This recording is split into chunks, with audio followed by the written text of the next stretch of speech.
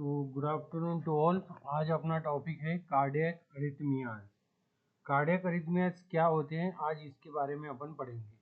ठीक है, तो मेरा नाम मिस्टर अक्षय शिगोकर है, मैं नर्सिंग मैनेजर में काम करता हूँ। तो सबसे पहले देखेंगे कार्डियक अरिथमियाज और डिसअरिथमियाज। तो कार्डियक अरिथमियाज की डेफिनेशन क्या है? तो कार्डियक अरिथमियाज एक any abnormality in the rate. Cardiac arrhythmias अपन किसको बोलेंगे? जब कोई रेट, रिदम या कंडक्शन, जो हार्ट बीट होती है उसका कंडक्शन, रिदम और रेट, इसमें एबनॉर्मलिटीज आती है तो उसको बोलेंगे कार्डियक अरिथमियाज। मतलब abnormalities in the rate, rhythm and conduction of the heart beat. ठीक है, जिसमें हार्ट काम करता है, उसमें जो हार्ट बीट्स होते हैं उसमें दिन हार्ट का रेट 40 चल रहा है, 50 चल रहा है, या रिदम कौन सी चल रही, साइनस चल रही है, टकी चल रहा है, ब्रेडिकार्डिया, उसमें कोई एबनॉर्मलिटीज आती है तो उस एबनॉर्मलिटीज को बोलेंगे arrhythmia.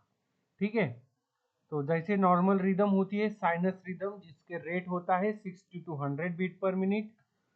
Then arrhythmia too fast, too slow और इरेगुलर।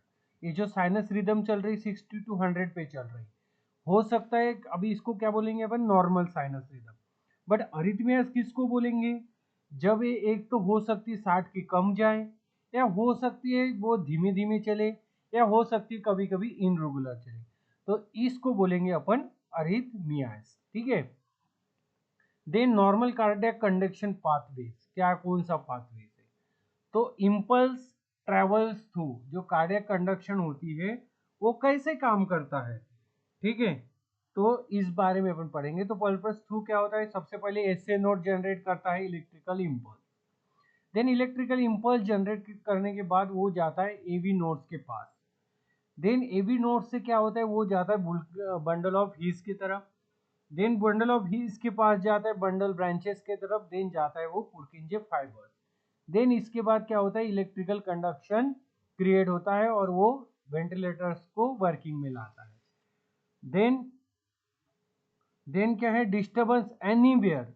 ये जो है ये नॉर्मल ट्रेवल्स है, मतलब वो नॉर्मल पाथवेज है। हाँ, तो इसमें कोई डिस्टर्बेंसेस आता है, कहीं पर भी हो सकता है, ऐसे नोड में आए या हो सकता है एवी नोड में आए, या कहीं पर भी आता है जिसके कारण रेट, रिदम और वो चेंज हो जाता है, तो उसको बोलेंगे अरिथमियाज। उसको क्या बोलेंगे? अरिथमियाज। ठीक है, देन टाइप ऑफ अरिथमियाज कौन से टाइप के होते हैं? रेट के अकॉर्डिंग देखा जाए तो टकीकार्डिया होता है, जैसे कि greater than 100 BPM. Then bradycardia less than 60।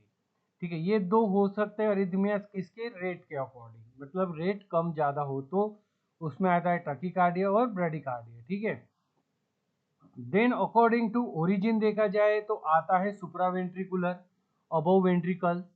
ठीक है, देन उसमें आता है साइनस टकीकार्डिया या आर्टरियल फिब्रिलेशन एएफ या आर्टरियल फ्लटर। ठीक है, या सुप्रावेंट्रिकुलर टकीकार्डिया एसवीटी। ठीक है, और दूसरा आता है वेंट्रिकुलर, जिसमें लाइफ थ्रेटनिंग आता है, जिसमें आता है वेंट्रिकुलर टकीकार्डिया और वेंट्रिकुलर फिब्रिलेशन। ठीक है, तो ये बेसिस आता है ओरिजिन। ओरिजिन के बेसिस पे देखा जाए तो आता है सुप्रावेंट्रिकुलर और वेंट्रिकुलर। ठीक है, तो सुप्रावेंट्रिकुलर में क्या आता है? साइनस टकीकार्डिया, मतलब नॉर्मल रिदम चल रही है बट हार्ट रेट उसका बढ़ा है। Then arterial fibrillation irregular, then arterial flutter, then supraventricular tachycardia SVT, ये सब आता है सुप्रावेंट्रिकुलर में। देन वेंट्रिकुलर में आता है जिसमें लाइफ थ्रेटनिंग कंडीशन आती है, वो आती है वेंट्रिकुलर टकीकार्डिया, देन वेंट्रिकुलर फिब्रिलेशन। ठीक है, देन कॉजेस अरिथमिया क्यों होता है, उसके क्या काजेस है? तो इलेक्ट्रोलाइट इम्बैलेंस, जिसमें हो सकता है कि पोटेशियम की लेवल कम हो और मैग्नीशियम की भी लेवल कम हो। देन उसमें आता है इश्केमिया और एमआई। Then hypoxia. देन इसमें आता है ड्रग टॉक्सिसिटी, जैसे कि एग्जाम्पल डिगॉक्सिन। देन आता है structural heart beat, heart disease, stress, caffeine और स्मोकिंग। ठीक है, तो ये मोस्टली कॉजेस है अरिथमियाज होने की। कौन कौन से? तो इलेक्ट्रोलाइट इम्बैलेंस, जिसमें पोटेशियम की लेवल कम हो जाती है और मैग्नीशियम की भी लेवल कम हो जाती है। Then ischemia, hypoxia, drug toxicity, structural heart beat, heart disease and stress और कैफीन और स्मोकिंग। देन आता है क्लिनिकल फीचर्स, मतलब इसमें क्या आपको साइन एंड सिम्टम्स दिखते हैं। तो पहले होगा पाल्पिटेशन होगा, देन इसके बाद डिजीनेस जैसे लगेगा पेशेंट को, सिंकोप होगा, सिंकोप मतलब एकदम से चक्कर आके गिर जाएंगे, देन चेस्ट पेन, छाती में बहुत दर्द करेगा, डिस्पेनिया और कार्डियक अरेस्ट। सीवियर केसेस में कार्डियक अरेस्ट भी आ सकता है। तो ये आपको साइन एंड सिम्टम्स पेशेंट में दिखने में आए। कौन कौन से? तो पेशेंट को पाल्पिटेशन भी हो सकता है, डिजीनेस भी हो सकता है, सिंकोप भी हो सकता है, चेस्ट पेन भी हो सकता है, डिस्पनिया भी हो सकता है और कार्डियक अरेस्ट भी पेशेंट को आ सकता है। देन कैसे डायग्नोसिस करोगे उसको कि कार्डियक अरिथमियाज में चेंजेस आ रहे हैं या चेंजेस है? तो सबसे पहले करोगे ईसीजी, ईसीजी मोस्ट इंपॉर्टेंट है। देन उसके बाद होल्टर मॉनिटरिंग, इसमें भी आपको पता चल जाएगा। देन इको, इको भी कर सकते हैं। देन ब्लड टेस्ट जिसमें इलेक्ट्रोलाइट्स और थायराइड भी आप चेक कर सकते हैं। तो ये 4 टेस्ट आप जब करोगे, इसमें ईसीजी, होल्टर, इको और ब्लड टेस्ट, तो इसमें आपको पता चल जाएगा कि पेशेंट का कैसे क्या कंडीशन है।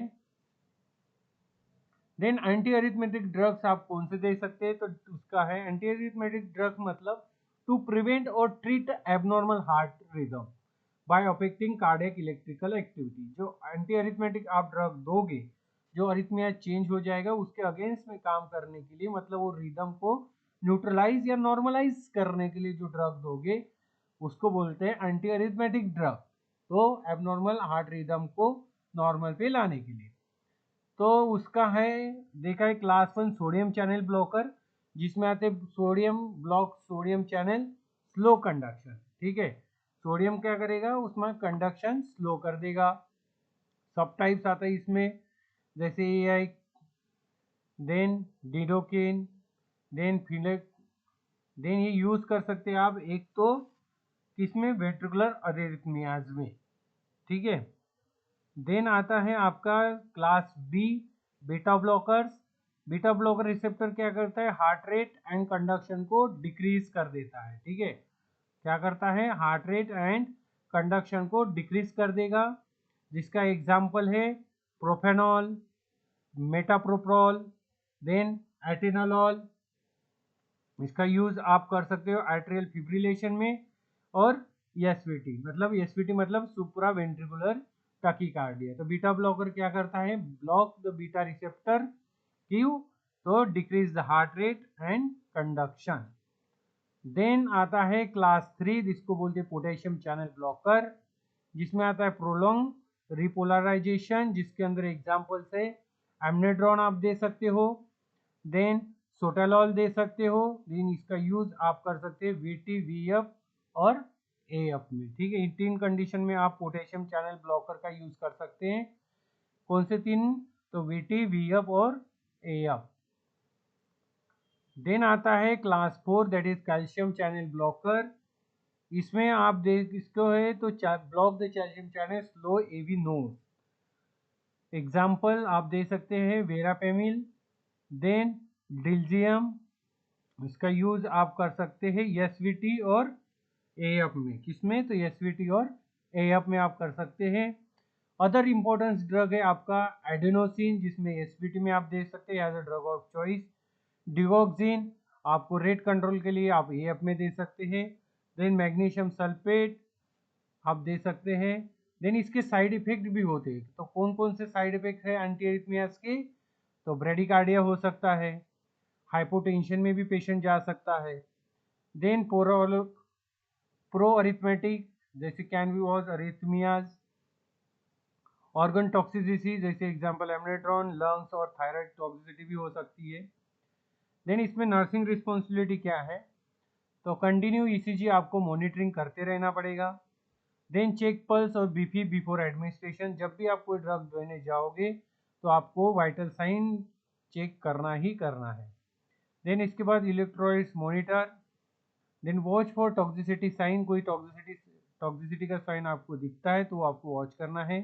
Then ensure emergency equipment ready, defibrillator वगैरह रेडी है कि नहीं है वो आपको चेक करना है। Then thank you so much for this video. ऐसे वीडियो बनने लगे आप शेष होकर यूट्यूब चैनल को सब्सक्राइब करिए, लाइक करिए और शेयर करिए। कोई भी चीज़ हो तो कमेंट्स करके पूछ सकते हैं।